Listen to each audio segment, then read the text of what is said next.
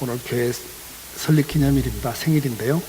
우리 옆에 있는 분들 다시 한번 서로 하나님이 제일 원하는 거, 성경 66권에서 제일 강조하는 게 하나님 사랑하고 잘 섬겨라, 이웃 사랑하고 잘 섬겨라입니다. 그 목적이 뭐라고 그랬죠? 신명기 10장 12절 13절에 너의 행복을 위함이다 그래요. 하나님이 제일 원하는 거 우리가 행복하게 사는 거예요. 아멘. 행복하기 위해서는 어떻게 해야 돼요?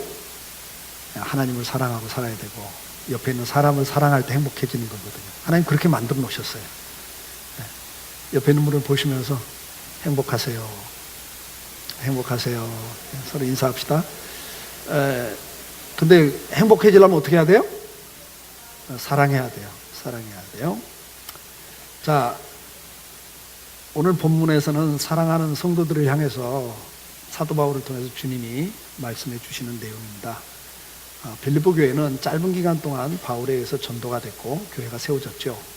그럼에도 불구하고 교회가 열심히 전도해서 감독과 집사들이 있는 교회가 됐습니다. 그리고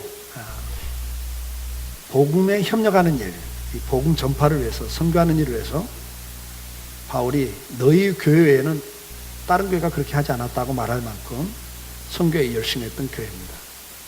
주님을 사랑했고, 그리고 그 주님의 사랑을 가지고 교회를 사랑해서 섬겼고, 그리고 또 복음 전파를 위해서 복음 증거하는 일에 참여하는 교회였습니다. 하나님을 사랑하는 그 뜨거움이 있죠. 그 뜨거운 사랑이 있는 거예요. 열정이 있는 거예요. 헌신이 있는 거예요. 그런데 지금 바울이 무슨 기도를 하냐면, 너희가 그 사랑이 그런 열정과 헌신 있는 사랑에서 한 단계 더 성숙한 사랑으로 나가기를 원한다. 첫사랑 같은 사랑. 여러분 첫사랑 해보셨어요? 해보셨으면 한번 이렇게 손 들어보세요. 첫사랑. 첫사랑 안 해본 사람 불행한 사람이에요, 여러분. 이 첫사랑은 어때요? 그냥 뭐 정신이 없잖아요. 그냥 그 열정과 헌신, 그 사람만을 위해서 모든 시간과 모든 인생을 걸잖아요. 이 첫사랑이 참 귀한 사랑인데, 지금 이 빌립보 교회가 지금 그런 첫사랑이 있는 거예요. 그런 기쁨, 헌신, 열정이 있는 거예요. 근데 지금 그 사랑이 거기에 머물러서는 안 되고 지식과 총명이 넘치는, 그래서 그 사랑이 더 풍성해지기를 기도하고 있어요. 너희 사랑을 지식과 모든 총명으로 점점 더 풍성하게 하사 그래요. 그러니까 그 사랑이 점점 풍성해지는 사랑, 점점 풍요로워지는 사랑으로 가기를 원한다. 그런 사랑의 사람이 되기를 원한다. 이렇게 기도를 한다. 그건 뭐예요? 우리가 그런 사람이 되기를 원한다. 하나님 뜻이 그거다, 그 말이죠. 그럼 이게 무슨 말일까요? 여러분, 우리가 이 지식과 총명이 없는 사랑이 있단 말이죠. 그걸 보고 우리는 뭐라고 하냐? 맹목적 사랑이라고 그래요. 거칠은 사랑이에요. 무지한 사랑이라고 이야기해요. 이 지식이 없는 사랑, 무지한 사랑. 이 무지한 사랑은 굉장히 거칠고 맹목적일 수 있어요. 우리는 사랑한다는 미명하에 상대방에게 일반적인 것을 일방적으로 요구할 때가 참 많습니다.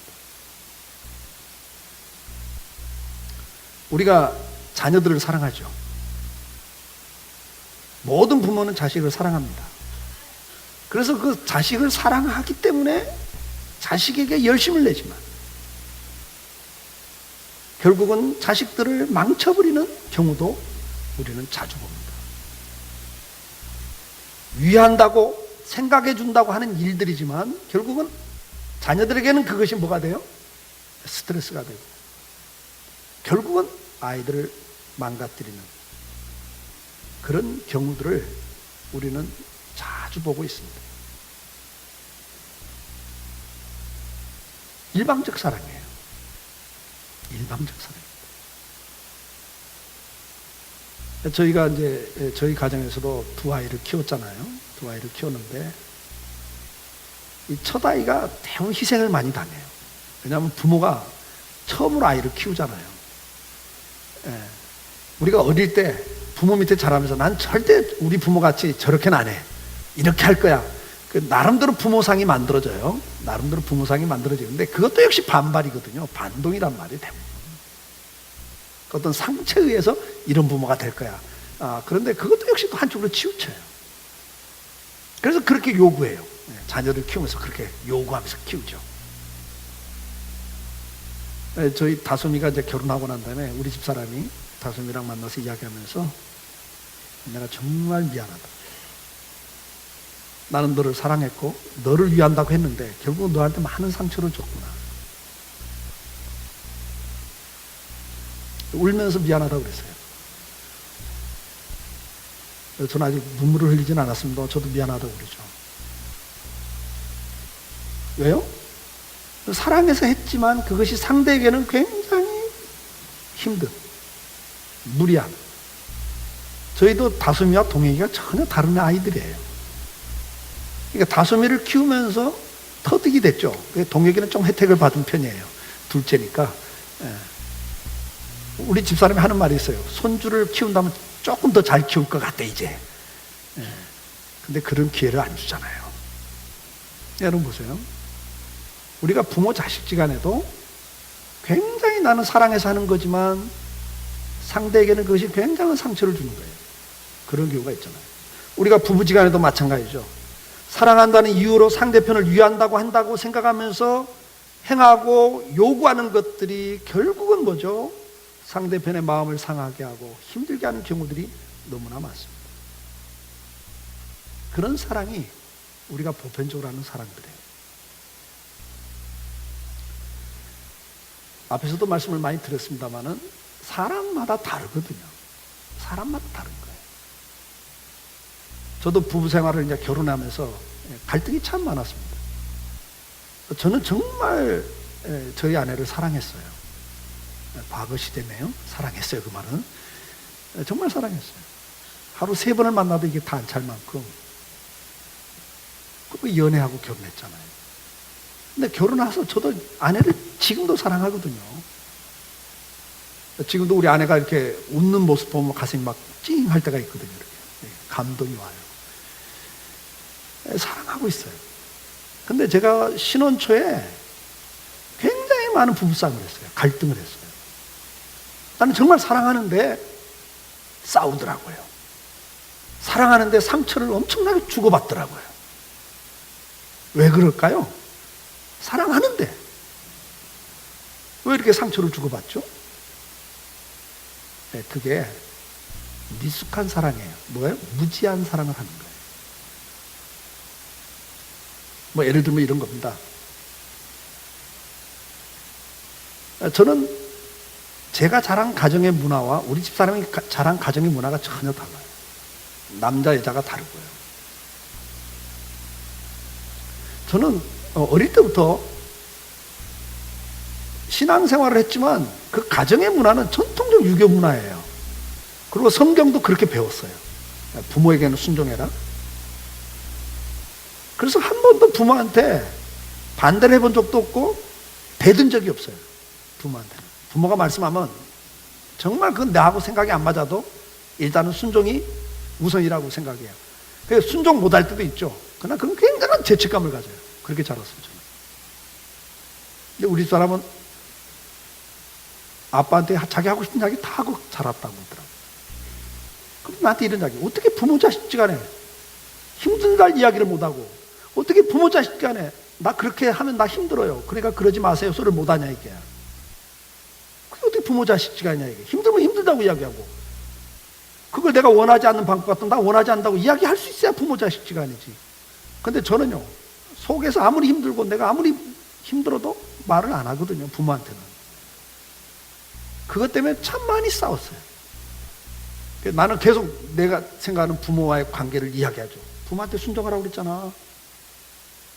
순종해야지. 막 그 믿음 없는 것처럼 제가 막 정죄까지 했어요. 왜 이렇게 말씀에 순종하지 않냐고. 근데 이게 뭐예요? 내가 아내를 사랑하지 않는 게 아니에요. 사랑한 거예요. 근데 뭐예요? 지식이 없는 사랑이에요. 사랑의 언어가 다르다고 그랬죠? 네. 어떤 사람은 사랑을 어느 때 느껴요? 사랑하는 방법이 뭐예요? 같이 있는 거예요. 같이 어떤 일을 같이 하는 거예요. 그게 사랑이고 사랑을 느끼는 거예요. 어떤 사람은 뭐예요? 칭찬해주고 인정해주고 격려해줄 때, 그런 걸 주고받을 때 사랑을 느껴요. 어떤 사람은 내 생일이라든지 기념일을 기억하고 선물을 주고받을 때 그게 사랑을 표현하는 방법이고 사랑을 느끼는 거예요. 어떤 사람은 스킨십을 할 때 사랑을 표현하는 거고 사랑을 느끼는 거라고 그랬잖아요. 이게 사람마다 다르다고 그랬잖아요. 근데 지식이 없는 사랑은 뭐예요? 저는 우리 성도들 가운데 이혼하겠다고 하는 성도들 가끔 있는데, 그분들 이야기 다 이 이야기예요. 사실은 아내는 뭐라 하냐, 이 아내는 어떤 걸 느끼는 사람이냐면 같이 시간을 보내는 것, 같이 시간을 보낼 때, 같이 있을 때 사랑을 느끼는데, 이 남편은 계속 바깥에서 돌아요. 그러니까 제발 좀 들어와요. 근데 막 퇴근하고 나면 대학원 가서 공부하고 막 그냥 석사 과정 막 밟고 막 그래요. 아내가 그러죠. 당신 나 사랑한다면 좀 들어와. 근데 남편은 뭐냐, 내가 누구를 위해서 이 고생을 하는데, 내가 누구를 위해서 이 직장 생활하면서 눈치 봐가면서 공부를 하는데, 저 자식을 위해서 내가 사는데, 난 당신을 사랑해서 하는 거야. 그게 뭐예요? 이 사람은 아내 사랑하는 걸 뭐라고 해요? 자기가 성공해서 많은 돈을 갖다 주고 좋은 환경을 만들어주는 게 자기는 사랑하는 방법이라고 생각한 거죠. 근데 아내는 그게 아니에요. 환경이 안 좋아도 괜찮아, 나랑 옆에 있어줘. 이게 끝까지 안 되니까 이혼을 이야기하더라고요. 아내가 하는 말이, 이 남자는 나 사랑하지 않습니다 그러더라고요. 그러니까 남자는 황당해하는 거예요. 뭔 소리야, 내가 얼마나 사랑하는데, 내가 사랑할 이 사랑 때문에 내가 이 고생을 하는데. 무슨 말인지 이해가 되시죠? 지식이 없는 사랑이라고 하는 것은 일방적 사랑이고요, 맹목적 사랑이 될 수 있고요, 이것은 상대를 행복하게 해주는 게 아니라 상대에게 많은 고통을 줄 수 있고 상처를 줘요. 그래서 끝내는 헤어지는 경우도 나오잖아요. 사랑이라고 하는 것은 고린도전서 13장 4절 5절에 이렇게 가르쳐요. 사랑은 오래 참고, 사랑은 온유하며, 시기하지 아니하며, 자랑하지 아니하며, 교만하지 아니하며. 그래서 5절에 무례히 행하지 아니하며 그래요. 자기 유익을 구하지 않아요. 성내지 않는다 그랬어요. 왜 이렇게 성을 내고 싸운지 모르겠어요. 정말 사랑했는데. 근데 그게 다 뭐예요? 내 중심적 사랑을 하는 거예요. 내 방법대로 표현하는 거예요. 근데 그게 뭐예요? 무례히 행하는 거예요. 상대편을 배려하지 않는 거예요. 이 무지에서 나온 무례함이에요. 그런 사랑이 우리 삶 가운데 너무 많은 부분들이죠. 그래서 오늘날 많은 가정이, 많은 사람들이 사랑한다고 하지만 그 사랑을 주고받는 과정에서 상처로 인해서 이혼까지 하고 심지어 자살까지 하잖아요. 오늘 지금 주님 우리에게 말씀해요. 하나님을 우리가 사랑하는데도 내 마음대로 내 방법대로 하나님을 사랑하는 것은 무지한 사랑이다. 지식이 있어야 된다. 하나님이 어떤 분인지를 알고, 하나님이 원하는 게 뭔지를 알고 그분을 섬기는 게, 그분을 사랑하는 게 성숙한 사랑이다. 그렇게 이야기를 하는 거죠. 잠언 21장 24절에 이렇게 말씀해요. 무례하고 교만한 자를 이름하여 망령된 자라 하나님. 여러분, 무례하다고 하는 것은 상대편을 배려하지 않는 거에서 나와요. 항상 자기중심적으로 생각을 해요. 자기중심적으로 행동을 해요. 근데 말은 뭐예요? 다 내가 당신을 위해서, 당신을 사랑해서 그래요. 지금 우리가 보면 국가도 마찬가지 아닙니까? 이 나라가 보수와 진보로 나뉘어져 있습니다. 우리는 우파 좌파라고도 표현합니다만, 보수와 진보, 서로 다 뭐라고 그래요? 나라와 민족을 위해서 그런다고 그래요. 나라를 사랑하는 방법이 한쪽은 보수적인 사람들이고 한쪽은 변해야 된다고 생각하는 진보적인 사람들이에요. 나라를 사랑하는 방법이 어떤 사람들은 중도예요. 누가 나라를 사랑하는 거죠? 다 사랑하는 거예요. 근데 나하고 다르다고 난리를 쳐요. 서로 비판하고 정죄하고 욕하고 싸우고 테러를 가하고. 여러분, 그 사랑이라고 생각하세요? 사랑이 아니에요. 사랑이 아닌 거 아니에요. 사랑인데 무지한 사랑을 하고 있는 거예요. 여러분, 한국 사회는, 건강한 사회는 어떤 사람이든 다 수용되고 인정되고 존중되고 배려되는 사회가 건강한 사회예요. 보수도 있어야 되고 진보도 있어야 되고 중도도 있어야죠. 다 있어야 돼요. 다. 하나만 있으면 그게 독재죠. 독재 국가죠. 획일적인 것은 건강한 게 아니에요, 여러분. 우리가 사랑이라고 하는 것은, 성숙한 사랑은 지식과 총명이 더해지는 사랑이에요. 그것은 상대를 배려하는 거죠. 인정하는 거죠. 오늘날 교회를 우리가 사랑해요. 주님을 사랑해요. 주님을 사랑한다고 하면서, 교회를 사랑한다고 하면서 우리에게 있는 그 모습들은 어떤 모습들인가? 굉장히 자기중심적 사랑을 해요.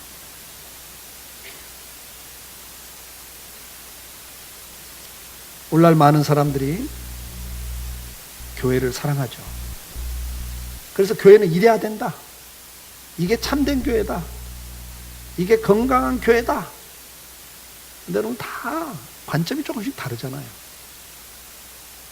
근데 자기가 관점이 다르면 다 매도가 되고, 부정이 되고, 정죄하고, 비난하고, 조롱한다면 그건 진정한 사랑일까요? 저는 그렇게 보지 않아요.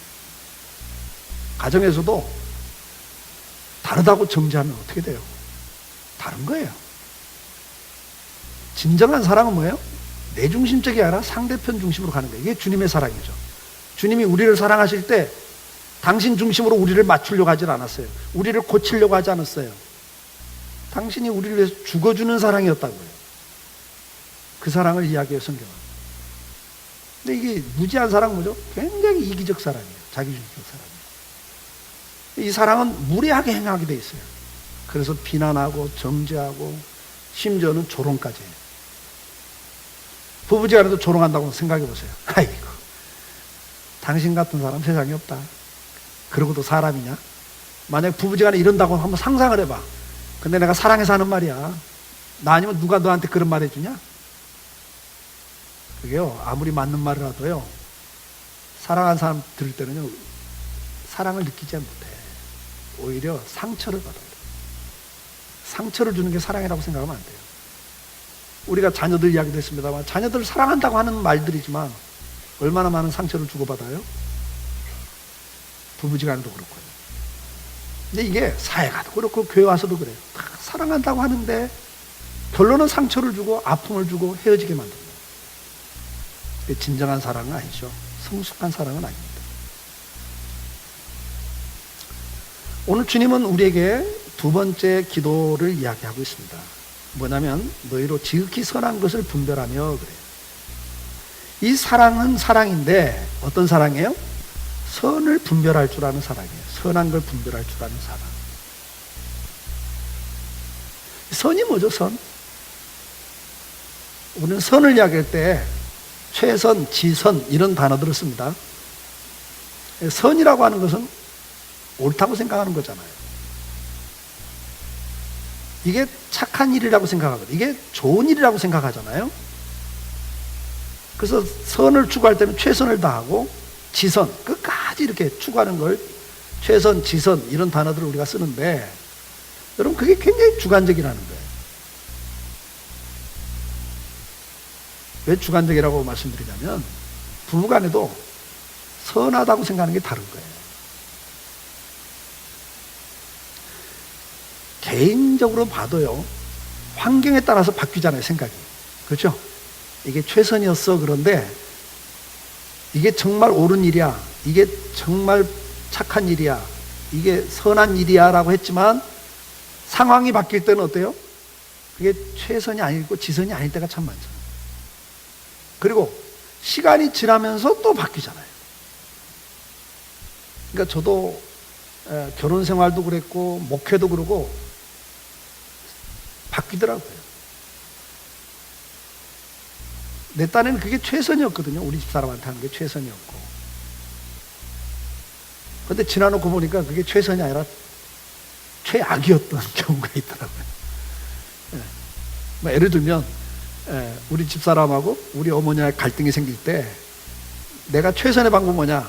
여기 개입하는 게 아니라 개입하면 우리 어머니 관계가 더 나빠진다고 봤어요. 우리 집사람 관계가 더 악화된다고 봤거든요. 내가 장남이니까 우리 아버지 어머니 저한테 거는 기대가 있잖아요. 그럼 배신자가 되잖아. 내가 우리 집사람 편을 두면 나는 졸제 배신자가 돼. 부모 입장에는. 그러니까 내가 부모 입장을 가만히 생각하면 나한테 배신감을 느끼면 그 아픈 게 누구한테 갈까 또? 우리 집사람한테 또 가. 그걸 생각하니까 내가 여기에 배신자가 되면 안 돼. 우리 부모 편에도 들어야 돼. 우리 부모 편을 들어주는 게 우리 집사람을 위한 길이라고 나는 생각했어. 그게 최선이라고 생각했어. 그게 선함이라고 생각했어. 나중에 보니까 그러니까 우리 집사람은 계속 상처만 더 받더라고요.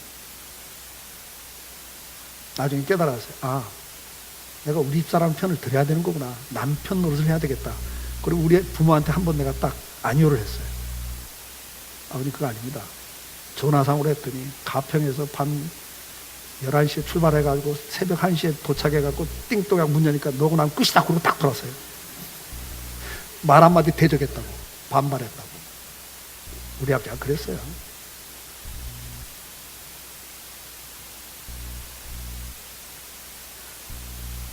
우리 집사람 편을 들기 시작했죠, 제가.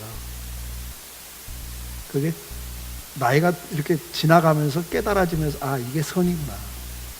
이게 바른 거구나. 이게 내가 할 일이구나. 이게 세월이 지나면서 바뀌더라고요. 그러니까 지금 생각하는 걸 최선이라고 생각하면 안 될 것 같아요. 그래서 제가 주관적이라는 거예요. 상황이 바뀌거나 시간이 지나면서 바뀌더라고요. 그러면 진짜 최선이 뭐냐 이거죠. 진짜 선한 게 뭐냐 이거예요. 상황에 따라서 시간에 따라서 선한 게 바뀌는데 그러면 진짜 선한 게 뭐냐 이거죠. 지극히 선한 것을 분별하며 그러거든요.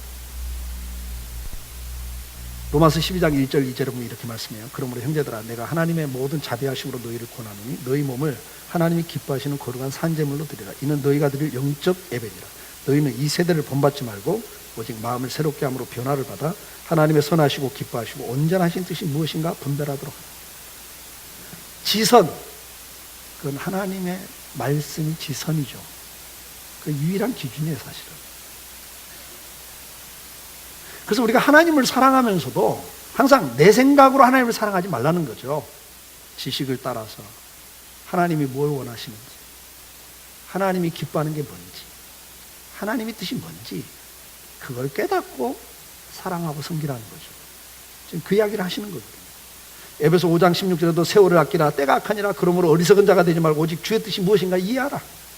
이게 선이에요, 여러분. 하나님의 말씀이 선이죠. 우리는 항상 그렇게 가야 돼요. 교회 창립일인데 교회도 마찬가지죠. 여러분, 하나님의 뜻이 이거다. 그것이 뭐냐를 분별하고 우리는 거기에 맞춰야 그게 하나님을 제대로 사랑하는 거예요. 제대로 섬기는 거죠. 누차 말씀드립니다. 장로님들마다 다 의견이 다르다니까요. 재정 쓰는 거, 시간 쓰는 거, 공간 쓰는 것이 다 달라요. 여기다 더 써야 된다고. 다 다르시거든요. 그럼 우리가 항상 뭘 물어야 돼요?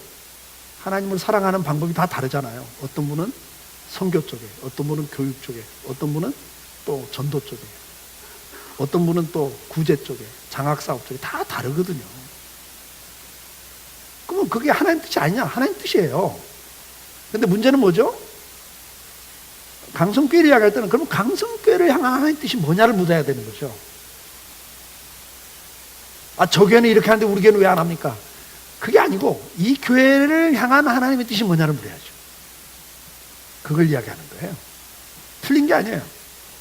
다 맞는 말이에요. 그러나 우리 지체마다 기능이 다르잖아요. 포지션이 다르고 기능이 다른 거예요. 머리 대신 예수 그리스도에게 붙어있는 교회들은 세상의 모든 교회가 다 다른 거예요. 모양이 다르고 기능이 달라. 손가락 사명을 받은 교회는 손가락 노릇을 해야 돼. 맞죠? 눈 노릇 하겠다고 하면 안 되는 거잖아요. 그러니까 강성교회 주신 사명이 뭐냐? 하나님 뜻이 뭐냐? 이걸 묻자는 거예요. 항상 이걸 묻자. 이렇게 해야 됩니다. 옳은 말이에요, 다. 틀린 말이 아니에요. 옳은 말이지만 안 맞는 거거든요. 여기하고는 안 맞는 거예요. 그래서 그러죠. 내가 생각하는 교회가 아니라고 해서 교회 틀렸다고 말하지 말고 이런 교회도 있고 저런 교회도 있는 거예요. 그걸 인정을 하시는 게 성숙한 사랑이죠. 우리가 가정생활도 그렇고 교회 생활도 그렇고 사회도 마찬가지예요. 선한 게 뭔가를 분별하셔야 돼요. 근데 그것은 가장 기준이 뭐죠? 하나님의 뜻이 뭐냐?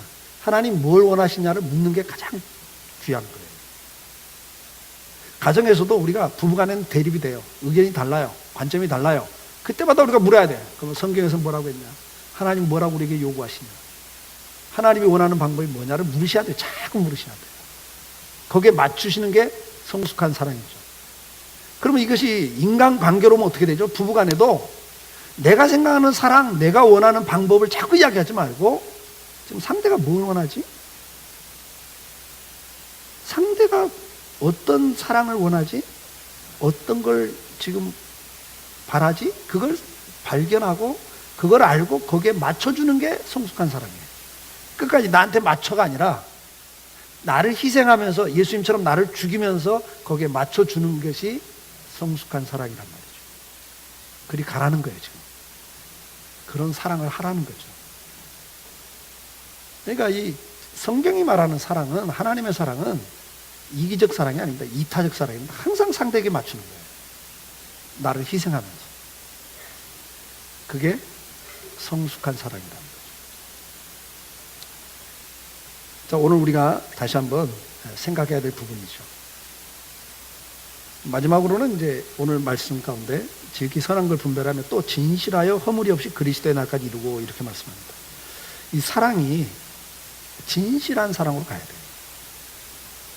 사랑도 변절을 하거든요. 근데 이 사랑이 끝날 때까지, 주님이 오실 때까지 진실하게 그 사랑을 가지고 가라. 내가 이걸 놓고 기도한다. 지금 이렇게 말씀을 하는 거거든요. 진실한 사랑이 뭡니까? 진실하다고 하는 것은 순수하다는 걸 말하고 그 반대 개념은 위선입니다. 위선. 위선은 뭐죠? 자신을 드러내기를 원하는 속성에서 나오는 거고 그건 교만에서 나와요. 그러니까 이 사랑도 위선적 사랑이 있단 말이에요. 속과 겉이 다른 사랑이 있어요. 속과 겉이 다른 사랑이 있어요. 우리가 신앙생활하면서 빠지기 쉬운 함정이 하나 있어요. 우리가 주님 사랑하잖아요. 그렇죠? 그래서 주님을 사랑해서 그 사랑의 표현이 헌금도 하고 기도도 하고 또 봉사도 하고 이게 사랑의 표현이잖아요. 내가 한 사람을 사랑하면 마음으로만 사랑해, 말로만 사랑해가 아니라 사랑한다는 표현이 뭘로 나가요? 시간을 같이 보내고 돈을 쓰고 마음을 주고 이게 사랑을 표현하는 거잖아요. 그러니까 우리가 주님을 사랑해요 할 때 표현 방법이 주의를 지키고 헌금을 하고 또 주님이 주신 재능과 시간을 가지고 봉사하고 섬기는 것, 그게 사랑의 표현이잖아요. 그런데 문제는 뭐냐면 이 사랑은 지금 그 사랑을 그대로 가지고 가라는 거예요. 순수한 사랑, 그 첫사랑 같은 그 성숙한 그 사랑을 그대로 가지고 가라. 왜냐? 우리가 신앙생활하면서 빠지기 쉬운 함정이 하나가 뭐냐면 교만이거든요. 이 교만에서 위선이 나오고 다 나오는데 이 교만은 뭐죠? 자기를 드러내는 거예요. 나를 드러내고자 할 때 위선할 수밖에 없어요. 우리 속에 주님을 사랑하고 섬기다가 어느 순간 무슨 마음이 들죠? 아, 우리 교회에서는 그래도 내가 제일 주님 사랑해.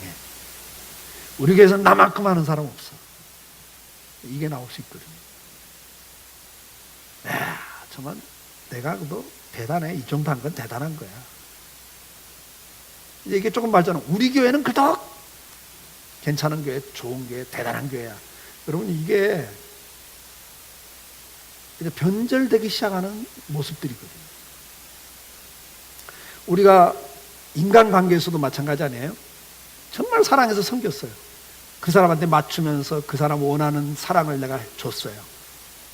근데 어느 순간부터 나만큼 하는 사람이 있으면 나와봐. 당신 나 잘 만난 줄 알아. 만약 그 생각이 든다면 그때부터는 이제 문제가 생기죠. 이게 변절이에요. 교만해져요. 그리고 내가 너한테 어떻게 했는데 너는 나한테 이럴 수 있어? 요구를 시작해요. 예, 이게 변절된 사랑이죠. 여러분, 사랑 누가 달라고 했어요? 내가 사랑했잖아요.